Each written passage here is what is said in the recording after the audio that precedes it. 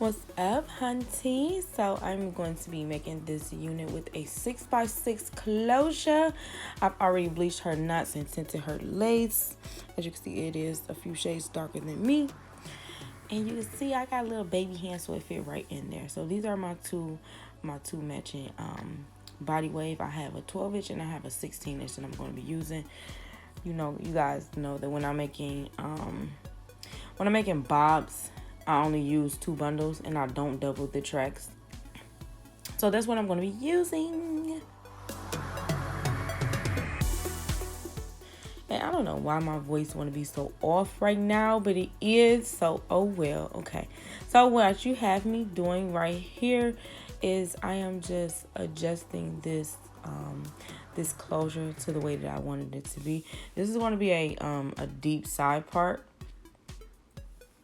So I'm just putting the closure down to as close as possible to where I know her ear is, as well as making sure that this closure is on here nice, flat, and neat.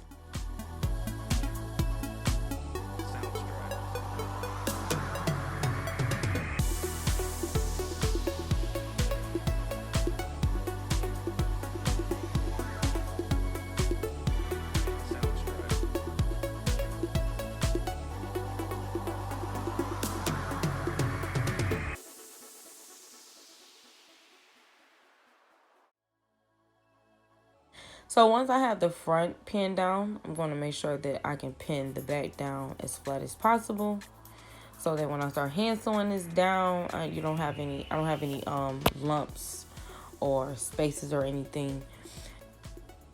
Just make sure everything is A1, hunty. Okay, all right.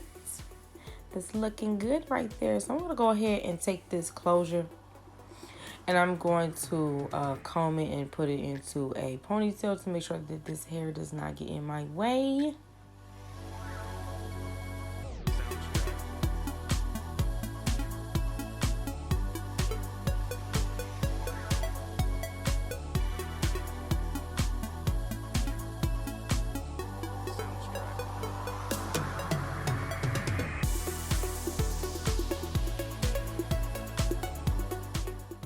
Now, you guys have seen me use different size needles, and I actually had someone ask that question. So I'll let you know that, like, when I wear nails, I have to use the longer needles. But when I don't have nails, it's just much easier for me to use the smaller needles because it's just better to grip. Now, when I have nails, I'll go ahead and I'll use this longer needle just because it's more space to grip. Like, my nails are not in the way as I'm working. So I hand sew all of my closures to make sure that they are fitted to this cap properly. I do that on no matter what cap that I have. I'm going to go ahead and start taking these bundles loose, because my next task is to place these bundles onto this cap along with the closure to complete the wig, hunty. Okay. Yes. So if you don't know, I always use the pin method, my pin method. Yeah. So I always use the pin method to use to construct any of my wigs, because it's a lot easier. It keeps the tracks in place. I don't have to keep moving them, shifting them. I don't have to worry about the cap moving or shifting or anything. And it's really, really easy to use as long as you are very, very careful. And everything will be good, hunty. All right. So more than likely, I'm always using the zigzag stitch, which on my machine is a number 4. So I'm usually using on the ends, I'm using a 1.4 and a 4.0, but in the middle, I'm using a 4.0 by 4.0. Just because on the ends, you want the stitch to be really, really tight, and in the middle, you can kind of have the stitch really, really spaced apart. So 1.4, or if the widths are kind of big, you can use a 1.6, but I'm going to mainly be using the 1.4 and then the 4.0. So again, hunty, on the ends, like I said, you want it to be really, really nice and close together. You want to, I'm going to back stitch that about 3 to 4 times. Yeah, honey, about 3-4 times. And then I'm going to go ahead and switch to my 4.0 by 4.0 and go through the rest of this width And I'm going to sew down the other end the exact same way that I sewed down this end. And I do that with absolutely every single track that I place onto this cap.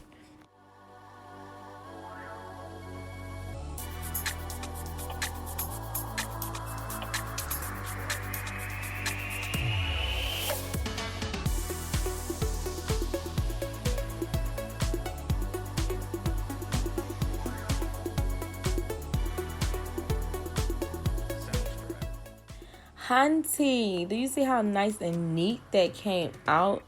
Yes.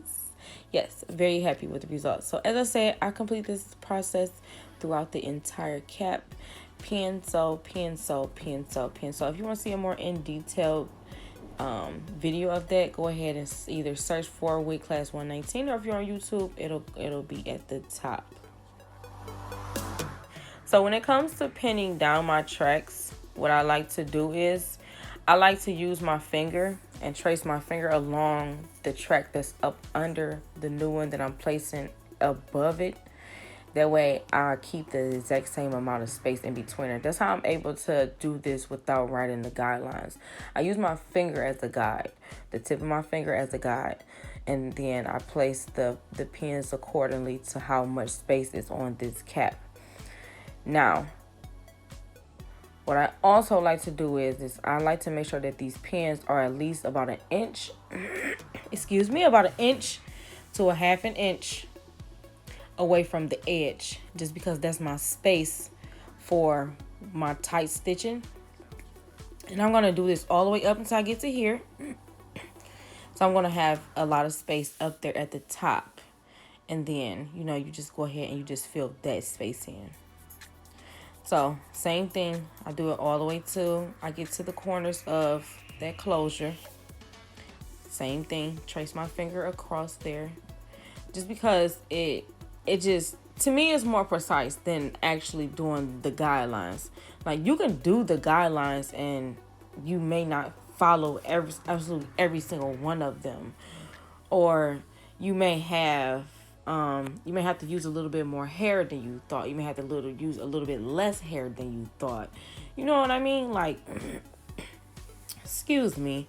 So it's just like, every wig is not created equally. So you have to, improvise a lot of the time. And my way of improvising is, like I said, is to use my finger to trace along the entire thing. So here's the cap.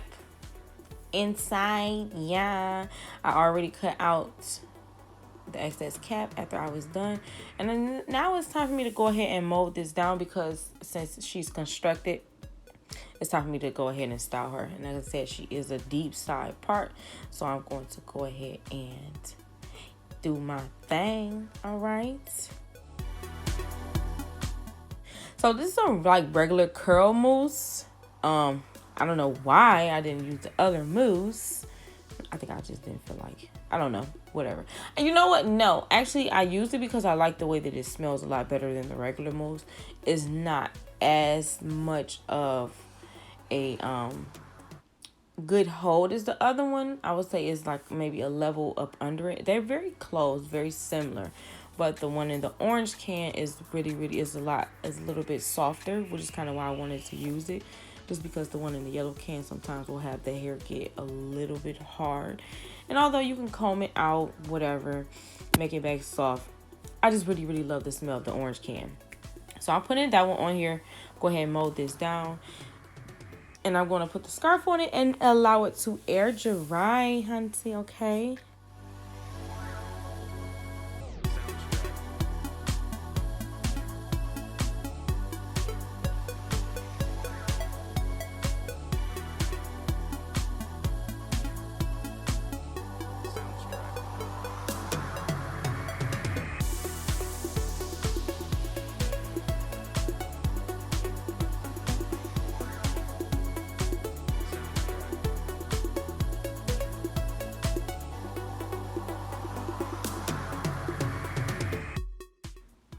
So once she's done air drying, I clipped her and cut her. And then now it's time to flat iron her, okay? Yes. I'm just going to go ahead and run this through. I mean, it's body wave hair. You don't have to do it really layer for layer. You know, you can take big chunks of the hair and then flatten it down.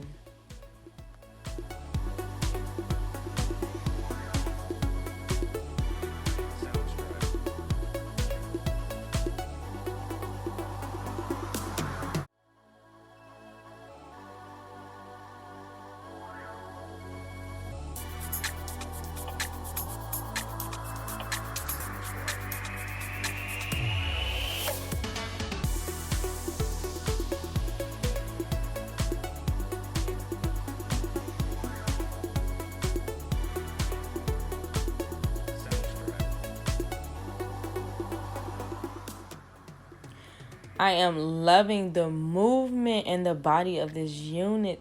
Yes, hunty. Yes. Okay, all right.